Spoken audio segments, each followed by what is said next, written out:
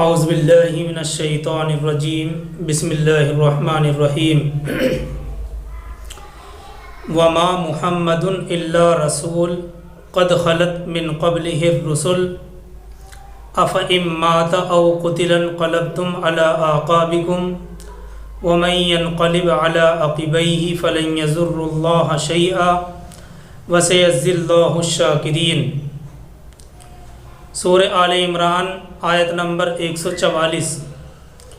اور محمد صرف رسول ہیں، گزر چکے ہیں ان سے پہلے بہت سے رسول، تو کیا اگر یہ انتقال کر جائیں یا ان کو شہید کر دیا جائے تو کیا تم الٹے پاؤں پھر جاؤ گے؟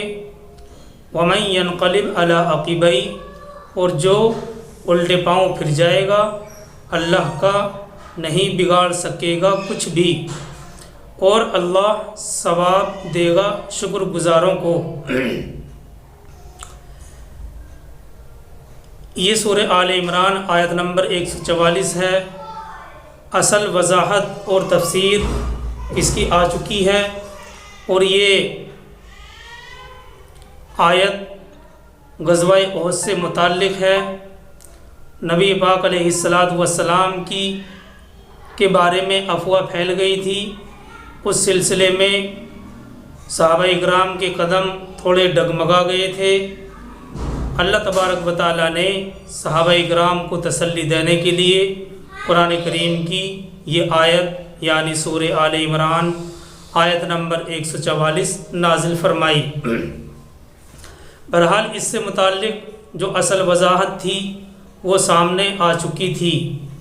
دیکھیے، ضمنی طور پر اس آیت کریمہ کے اندر نبی پاک علیہ السلام کی وفات کا تذکرہ بھی ہے، اس لیے مناسب معلوم ہوتا ہے کہ آج ہم آپ کے سامنے سرکار دو عالم صلی اللہ علیہ وسلم کی وفات کا قصہ عرض کریں، اور اس سلسلے میں جو صحیح احادیث ہیں ان کی روشنی میں پورے واقعے کو سامنے رکھا جائے۔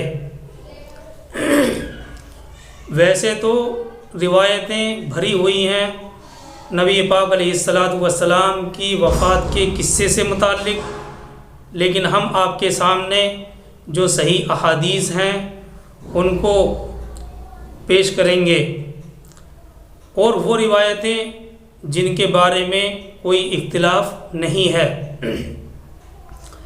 تو اس سلسلے میں جو صحیح احادیث ہیں ان احادیث کی روشنی میں نبی پاک علیہ السلام کے وفات کے قصے کو سامنے رکھا جائے گا۔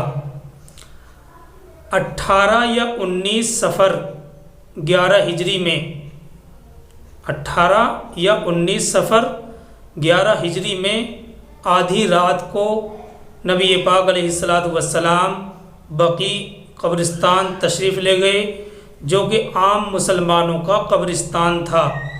وہاں سے واپس تشریف لائے تو مزاج تھوڑا ناساز ہوا۔ یہ حضرت میمونہ رضی اللہ تعالی عنہا کی باری کا دن تھا۔ حضرت میمونہ ازواج مطہرات میں سے تھیں، اور یہ جو دن تھا نبی پاک علیہ السلام نے باریاں مقرر کی ہوئی تھیں، آج اس گھر آج اس گھر، تو یہ دن حضرت میمونہ رضی اللہ تعالی عنہا کی باری کا دن تھا اور بدھ کا دن تھا۔ 5 دن تک مسلسل سرکار دو عالم صلی اللہ علیہ وسلم اسی حالت میں عدل اور انصاف قائم کرتے ہوئے ایک ایک بیوی کے حجرے میں تشریف لے جاتے رہے۔ یہ وہ حالت تھی جب کہ مزاج تھوڑا سا ناساز ہوا تھا، تھوڑی طبیعت بگڑنی شروع ہوئی تھی۔ مرض میں شدت ہوئی تو ازواج مطہرات سے اجازت چاہی کہ حضرت عائشہ رضی اللہ تعالی عنہا کے گھر قیام فرمائیں، مگر اعلیٰ اخلاق کی بنا پر اجازت بھی صاف طور پر طلب نہیں کی تھی، بلکہ سرکار دو عالم صلی اللہ علیہ وسلم نے پوچھا تھا کہ میں کل کہاں رہوں گا۔ دوسرا دن حضرت عائشہ رضی اللہ تعالی عنہا کے یہاں قیام فرمانے کا تھا، اس لیے ازواج مطہرات نے عرض کیا آپ جہاں چاہیں قیام فرمائیں۔ ادھر سرکار دو عالم صلی اللہ علیہ وسلم کی کمزوری اس قدر بڑھ گئی تھی کہ چلا بھی نہیں جاتا تھا۔ حضرت علی اور حضرت عباس رضی اللہ تعالی عنہ نے مشکل سے بازو تھام کر حضرت عائشہ کے حجرے میں لائے۔ کمزوری اتنی بڑھ گئی کہ چلا نہیں جاتا تھا۔ حضرت علی رضی اللہ تعالی عنہ اور حضرت عباس نے مشکل سے بازو تھام کر نبی صلی اللہ علیہ وسلم کو حضرت عائشہ کے حجرے میں لائے۔ دیکھیے، آنے جانے کی جب تک طاقت رہی، سرکار دو عالم صلی اللہ علیہ وسلم مسجد میں نماز پڑھانے کے مقصد سے تشریف لاتے رہے۔ سب سے آخری نماز جو نبی صلی اللہ علیہ وسلم نے پڑھائی وہ مغرب کی نماز تھی۔ سر میں درد تھا، اس لیے سر میں رومال باندھ کر آپ تشریف لائے اور نماز ادا کی، اور اس مغرب کی نماز میں نبی پاک علیہ السلام نے سورہ مرسلات کی تلاوت فرمائی، سورہ مرسلات کی قراءت کی، جو کہ پارہ نمبر 29 کے اندر ہے۔ والمرسلات عرفا فالعاصفات عصفا والناشرات نشرا فالفارقات فرقا۔ بہرحال یہ سورہ مرسلات اس مغرب کی نماز میں آپ نے قراءت میں فرمائی۔ عشاء کا وقت آیا تو دریافت فرمانے لگے کہ کیا نماز ہو چکی؟ لوگوں نے عرض کیا، اے اللہ کے نبی صلی اللہ علیہ وسلم، سب کو آپ کا انتظار ہے۔ آپ نے پانی بھروا کر غسل فرمایا، پھر اٹھنا چاہا لیکن بے ہوشی طاری ہو گئی۔ افاقے کے بعد پھر فرمایا، کیا عشاء کی نماز ہو چکی؟ لوگوں نے پھر وہی جواب دیا۔ کئی مرتبہ ایسا ہی ہوا۔ جب افاقہ ہوا تو ارشاد فرمایا، حضرت ابو بکر صدیق نماز پڑھائیں گے۔ حضرت عائشہ رضی اللہ تعالی عنہ نے اس وقت معذرت بھی کی تھی کہ یا رسول اللہ صلی اللہ علیہ وسلم، ابو بکر نہایت نرم دل ہیں، آپ کی جگہ ان سے کھڑا نہ ہوا جائے گا۔ آپ نے پھر یہی حکم دیا کہ ابو بکر نماز پڑھائیں۔ چنانچہ کئی دن تک حضرت ابو بکر صدیق رضی اللہ تعالیٰ عنہ نماز پڑھاتے رہے۔ ظہر کی نماز کے وقت آپ کی طبیعت میں کچھ سکون ہوا۔ دیکھیے، روایتوں میں یہ صراحت کے ساتھ ذکر نہیں کیا گیا ہے کہ یہ کس دن کی ظہر کی نماز تھی، بس ظہر کی نماز کا وقت ہے۔ ظہر کی نماز کے وقت آپ کی طبیعت میں کچھ سکون ہوا، اور یہ ذکر نہیں کیا گیا ہے کہ یہ کس دن کی ظہر کی نماز کا واقعہ ہے۔ لیکن جب ہم صحیح مسلم کھولتے ہیں تو صحیح مسلم میں حضرت جندب رضی اللہ تعالیٰ عنہ کی ایک روایت ملتی ہے کہ سرکار دو عالم صلی اللہ علیہ وسلم نے حضرت ابو بکر صدیق رضی اللہ تعالیٰ عنہ کی شان میں کچھ الفاظ بیان کیے تھے۔ وہ الفاظ کیا تھے ان کا تو ہم بعد میں بیان کریں گے، ہمیں صرف اب یہاں پہ اتنا یاد رکھنا ہے کہ حضرت جندب رضی اللہ تعالیٰ عنہ کی روایت میں یہ وضاحت ہے کہ سرکار دو عالم صلی اللہ علیہ وسلم نے حضرت ابو بکر کی شان میں کچھ الفاظ بیان کیے تھے۔ اصل میں یہ الفاظ وفات سے 5 دن پہلے بیان فرمائے تھے، اور کیونکہ آپ نے خطبہ اس ظہر کی نماز میں فرمایا تھا، اس لیے یہ وفات سے 5 دن پہلے جمعرات کے دن کا واقعہ تھا۔ حافظ ابن حجر نے فتح الباری میں یہی فیصلہ کیا ہے۔ حافظ ابن حجر جو کہ بخاری کی انہوں نے شرح لکھی ہے، انہوں نے فتح الباری میں یہی فیصلہ فرمایا ہے کہ جمعرات کی ظہر کی نماز کا دن تھا۔ تو بہرحال ظہر کی نماز کے وقت طبیعت میں کچھ سکون ہوا۔ آپ صلی اللہ علیہ وسلم نے حکم دیا کہ پانی کی 7 مشکیں آپ پر ڈالی جائیں، غسل فرمایا تو حضرت علی رضی اللہ تعالی عنہ اور حضرت عباس تھام کر مسجد میں لائے۔ اس وقت جماعت کھڑی ہو چکی تھی اور حضرت ابو بکر صدیق رضی اللہ تعالی عنہ نماز پڑھا رہے تھے۔ آہٹ پا کر حضرت ابو بکر صدیق پیچھے ہٹنے لگے۔ آپ نے اشارے سے روکا اور ان کے پہلو میں بیٹھ کر نماز پڑھائی۔ آپ کو دیکھ کر حضرت ابو بکر اور ابو بکر کو دیکھ کر لوگ ارکان ادا کر رہے تھے۔ یہ جو نماز پڑھائی تھی، جب اللہ کے نبی صلی اللہ علیہ وسلم آئے تو حضرت ابو بکر پیچھے ہٹنے لگے تھے، آپ نے اشارے سے منع کیا، اشارے سے روکا اور ان کے پہلو میں بیٹھ کر نماز پڑھائی نبی صلی اللہ علیہ وسلم نے، اور آپ کو دیکھ کر ابو بکر صدیق اور ابو بکر صدیق رضی اللہ تعالیٰ عنہ کو دیکھ کر تمام لوگ ارکان ادا کرتے جاتے تھے۔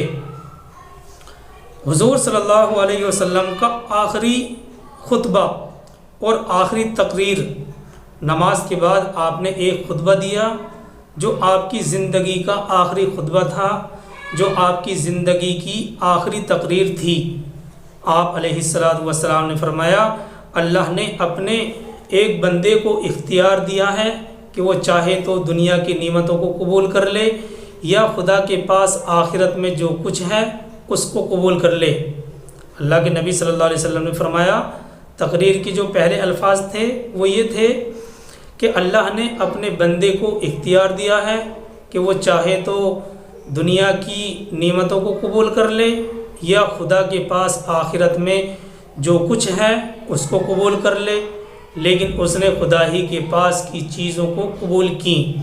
یہ سن کر حضرت ابو بکر صدیق رضی اللہ تعالیٰ عنہ رونے لگے۔ لوگوں نے ان کی طرف تعجب کی نگاہ سے دیکھا، لوگ ان کی طرف تعجب کرنے لگے کہ آپ تو ایک شخص کا واقعہ بیان کر رہے ہیں، یہ تو رونے کی کوئی بات نہیں ہے، یہ رونے کی کون سی بات ہے؟ لیکن حضرت ابو بکر صدیق رضی اللہ تعالیٰ عنہ سمجھ چکے تھے کہ وہ بندہ خود سرکار دو عالم صلی اللہ علیہ وسلم کی ذات ہے۔ نبی صلی اللہ علیہ وسلم نے اپنی تقریر کا سلسلہ آگے بڑھایا اور فرمایا سب سے زیادہ، اب ہیں وہ الفاظ جو حضرت ابو بکر صدیق کی شان میں کہے تھے اللہ کے نبی صلی اللہ علیہ وسلم نے، کہ سب سے زیادہ میں جس کی دولت اور صحبت کا ممنون ہوں، میں سب سے زیادہ جس کی دولت اور صحبت کا احسان مانتا ہوں ابو بکر ہیں۔ اگر میں دنیا میں کسی کو اپنا محبوب اور دوست بنا سکتا تو ابو بکر کو بناتا، لیکن اسلام کا رشتہ دوستی کے لیے کافی ہے اور اسلام کا رشتہ دوستی سے بڑھا ہوا ہے۔ پھر آپ صلی اللہ علیہ وسلم نے فرمایا مسجد کے رخ کوئی دریچہ ابو بکر کے دریچے کے سوا باقی نہ رکھا جائے، اور ہاں تم سے پہلی قوموں نے اپنے پیغمبروں اور بزرگوں کی قبروں کو عبادت گاہ بنا لیا ہے، دیکھو تم ہرگز ایسا نہ کرنا۔ یہ قیمتی الفاظ ہیں اللہ کے نبی صلی اللہ علیہ وسلم کے آخری خطبے کے۔ اللہ کے نبی صلی اللہ علیہ وسلم نے فرمایا ہاں تم سے پہلی قوموں نے اپنے پیغمبروں اور بزرگوں کی قبروں کو عبادت گاہ بنا لیا، دیکھو تم ہرگز ایسا نہ کرنا، میں منع کر کے جاتا ہوں۔ اس روایت کا پہلا حصہ تو بخاری میں ہے اور آخری حصہ یعنی جو ابو بکر رضی اللہ تعالیٰ عنہ کے بارے میں ہے یہ صحیح مسلم میں ہے۔ تو بہرحال یہ دونوں روایتوں کا جوڑ ہے وہ ہم نے آپ کے سامنے کر دیا۔ پہلا حصہ بخاری کا حصہ ہے، بخاری کی حدیث کا، اور آخری حصہ جس میں حضرت ابو بکر صدیق رضی اللہ تعالیٰ عنہ کے بارے میں ہے یہ صحیح مسلم میں آیا ہے۔ دیکھیے یہاں پر یہ بات یاد رکھنے کے قابل ہے کہ اسلام اور دوسرے مذاہب میں ایک بڑا فرق یہ بھی ہے کہ اسلام شریعت کے تمام احکام کا حاکم براہ راست اللہ ہی کو بناتا ہے۔ اسلام شریعت کے تمام احکام کا حاکم براہ راست ڈائریکٹ اللہ کو بناتا ہے۔ پیغمبر کا صرف اسی قدر فرض ہے کہ احکام الہی کو اپنے قول اور فعل کے ذریعے سے بندوں تک پہنچا دے۔ پیغمبر کا صرف یہی فرض ہے کہ احکام الہی کو، اللہ کے میسج کو اپنے قول اور فعل کے ذریعے سے لوگوں تک پہنچا دے، بندوں تک پہنچا دے، کیونکہ دوسرے مذاہب میں یہ غلط فہمی کفر اور شرک تک پہنچ چکی تھی اور اس کے نتیجے سامنے تھے۔ اس لیے ارشاد فرمایا نبی صلی اللہ علیہ وسلم نے حلال اور حرام کی نسبت میری طرف نہ کی جائے۔ اپنی اس تقریر کو آگے بڑھاتے ہوئے اللہ کے نبی صلی اللہ علیہ وسلم نے فرمایا کہ حلال اور حرام کی نسبت میری طرف نہ کی جائے، میں نے وہی چیزیں حلال کی ہیں جو اللہ نے اپنی کتاب میں حلال کی ہیں، اور وہی چیزیں حرام کی ہیں جو اللہ نے حرام کی ہیں۔ آج مسئلے کا پتہ نہیں ہوتا، فتویٰ دے دیتے ہیں یہ چیز حلال ہے یہ چیز حرام ہے۔ اللہ کے نبی صلی اللہ علیہ وسلم نے فرمایا کہ حلال اور حرام کی نسبت میری طرف نہ کرنا، میں نے وہی چیزیں حلال کی ہیں جو اللہ نے اپنی کتاب میں حلال کی ہیں، اور وہی چیزیں حرام کی ہیں جو اللہ نے اپنی کتاب میں حرام کی ہیں۔ اور آگے اللہ کے نبی صلی اللہ علیہ وسلم نے ارشاد فرمایا، انسان، دیکھیے یہ ہے قیمتی الفاظ جو اللہ کے نبی صلی اللہ علیہ وسلم نے فرمائے کہ انسان کی جزا اور سزا کی بنیاد خود اس کے ذاتی اعمال کی بنا پر ہے۔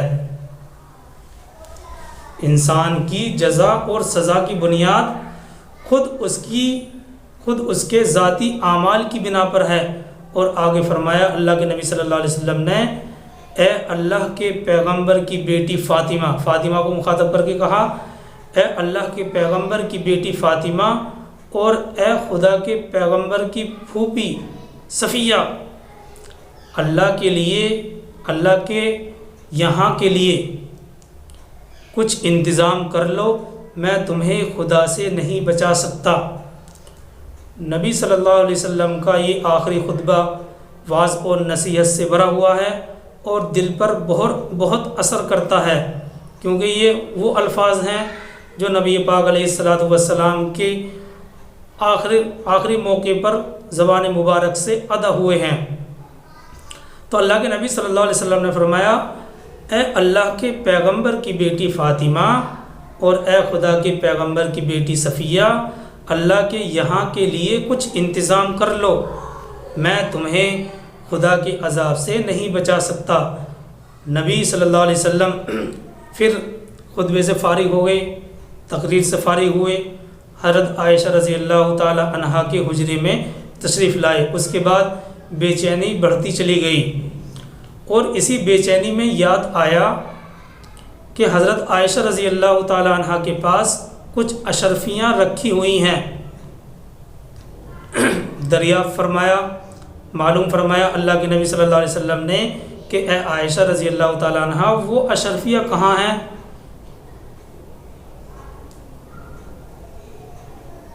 دیکھیے کتنے قیمتی الفاظ ہیں۔ کیا محمد اللہ سے بدگمان ہو کر ملے گا؟ اللہ کے نبی صلی اللہ علیہ وسلم فرماتے ہیں، اے عائشہ، وہ اشرفیہ کہاں ہیں؟ کیا محمد اللہ سے بدگمان ہو کر ملے گا؟ جاؤ ان کو اللہ کی راہ میں خیرات کر دو۔ یہ روایت مسند احمد بن حنبل میں ہے، اور صحیح بخاری میں ہے کہ وفات سے پہلے ایک دن اتوار کو لوگوں نے دوا پلانی چاہی، کیونکہ گوارا نہیں تھی، اس لیے انکار فرما دیا، اور اسی حالت میں بے ہوشی طاری ہو گئی۔ لوگوں نے منہ کھول کر دوا پلائی۔ دیکھیے اس کے بعد جو مرض تھا، مرض میں تخفیف ہوتی رہی۔ جس دن وفات ہوئی یعنی پیر کے دن بظاہر طبیعت کو سکون تھا۔ سرکار دو عالم صلی اللہ علیہ وسلم کا حجرہ مسجد نبوی سے ملا ہوا تھا۔ آپ نے صبح کے وقت پردہ اٹھا کر دیکھا تو لوگ فجر کی نماز میں مشغول تھے، دیکھ کر خوشی سے ہنسنے لگے۔ نبی صلی اللہ علیہ وسلم نے صبح کے وقت پردہ اٹھا کر دیکھا تو لوگ نماز میں مشغول تھے۔ نبی صلی اللہ علیہ وسلم مسرت کی وجہ سے خوشی سے ہنسنے لگے، کیونکہ زندگی بھر کی کمائی سامنے تھی، زندگی بھر کی محنت سامنے تھی۔ جس محنت کے لیے رات دن لگے رہے وہ محنت سامنے تھی۔ صحابہ کرام کو نماز پڑھتے ہوئے دیکھا تو نبی صلی اللہ علیہ وسلم کے دل میں تسلی کا سامان پیدا ہوا، اور نبی صلی اللہ علیہ وسلم مسکرائے۔ لوگوں نے آہٹ پا کر خیال کیا کہ آپ باہر آنا چاہتے ہیں۔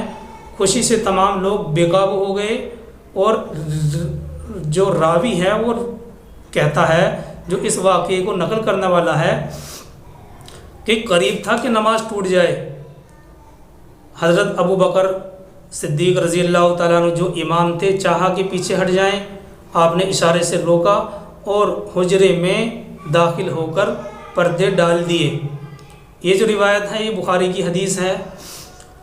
صحیح مسلم کی حدیث میں اتنی زیادتی ہے کہ کمزوری کی وجہ سے کمزوری اتنی زیادہ ہو گئی تھی کہ آپ پردے بھی صحیح سے نہ ڈال سکے۔ یہ سب سے آخری موقع تھا جب صحابہ نے آپ کی زیارت کی۔ حضرت انس ابن مالک رضی اللہ تعالیٰ عنہ کہتے ہیں آپ کا چہرہ ایسا معلوم ہوتا تھا جیسے مصحف کا کوئی ورق ہو، یعنی سفید نورانی ہو گیا تھا۔ جیسے جیسے دن چڑھتا جاتا تھا کبھی غشی طاری ہوتی کبھی افاقہ ہوتا۔ حضرت فاطمہ زہرا نے یہ دیکھ کر احساس کیا اور بولی ہائے میرے والد کی بے چینی۔ یہ سن کر آپ صلی اللہ علیہ وسلم نے فرمایا تمہارے والد آج کے بعد کبھی بے چین نہیں ہوں گے۔ وفات سے ذرا پہلے حضرت ابو بکر صدیق رضی اللہ تعالیٰ عنہ کے بیٹے صاحبزادے عبد الرحمن خدمت اقدس میں حاضر ہوئے۔ آپ حضرت عائشہ رضی اللہ تعالیٰ عنہا کی گود پر سر رکھ کر لیٹے ہوئے تھے۔ عبد الرحمن کے ہاتھ میں مسواک تھی۔ مسواک کی طرف نظر جما کر دیکھنے لگے نبی پاک علیہ الصلوۃ والسلام۔ حضرت عائشہ سمجھی کہ آپ مسواک کرنا چاہتے ہیں۔ حضرت عائشہ نے مسواک اپنے دانتوں سے نرم کی اور خدمت اقدس میں پیش کی۔ آپ صلی اللہ علیہ وسلم نے بالکل تندرست لوگوں کی طرح مسواک کی۔ تو یہ آخری باتیں ہیں، اور یہ جو باتیں ہیں ان سے ایک ایک بات ثابت ہوتی ہے، مسواک کی اہمیت ثابت ہوتی ہے۔ آپ کی وفات کا وقت قریب آ رہا تھا، سہ پہر کا وقت تھا۔ دیکھیے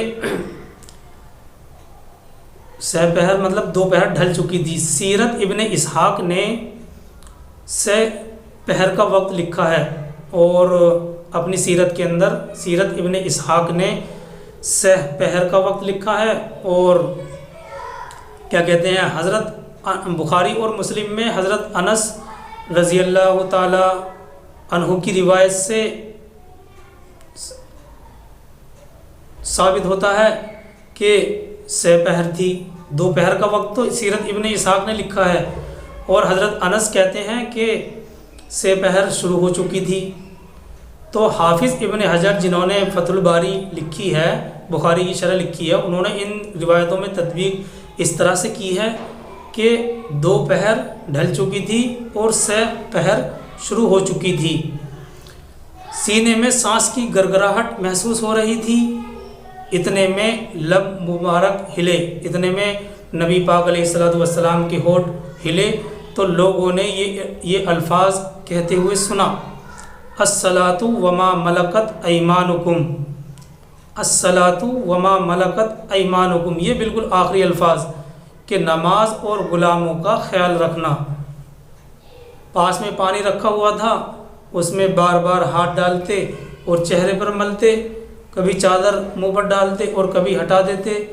اتنے میں ہاتھ اٹھا کر انگلی کے اشارے سے 3 مرتبہ فرمایا، بل الرفیق الاعلیٰ، یعنی اب کوئی نہیں بلکہ وہ بڑا رفیق درکار ہے۔ یہ کہتے کہتے ہاتھ لٹک گئے، آنکھیں کھل کر رہ گئیں، اور پاک روح پاک جسم سے نکل کر عالم قدس میں پہنچ گئیں۔